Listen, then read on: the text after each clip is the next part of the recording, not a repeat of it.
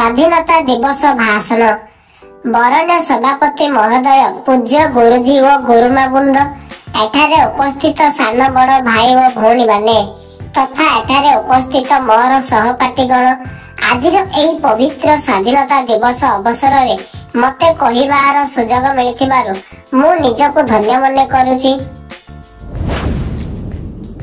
आज होची अगस्त 15 तारीख 2024 मसीहा। आम देश 78तम स्वाधीनता दिवस। प्रथमतः मु आपण समस्त को एही पवित्र दिवस उपलक्षे शुभेच्छा और शुभकामना जनाऊची। एही दिन आम देशर प्रत्येक नागरिक जातीय पताका तले ठिया होई जातीय संगीत गान करिथांती। दीर्घ 300 वर्षर शासन पर आम देश अगस्त 14 तारीख मध्यरात्रि रे स्वाधीनता लाभ कला।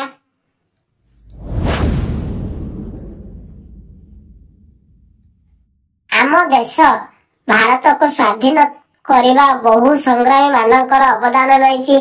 सेठी मध्यरु सुभाष चंद्र बोस, बाजी राउत, महात्मा गांधी, रानी लक्ष्मीबाई, सरदार वल्लभ भाई पटेल एमिति अनेक वीर पुत्र मानकर अवदान रही।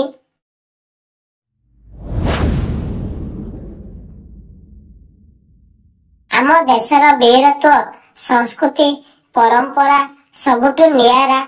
आमे एही दिन जातीय पताका तले जातीय संगीत गान करी वीर पुरुष माननकु मने पकाई थाउ। आमे समस्ते आमर जन्ममाटी भारत मार सदा सर्वदा सम्मान रक्षा करबा उचित। आमे समस्ते भारतीय बोली गर्व करबा उचित। जय हिंद।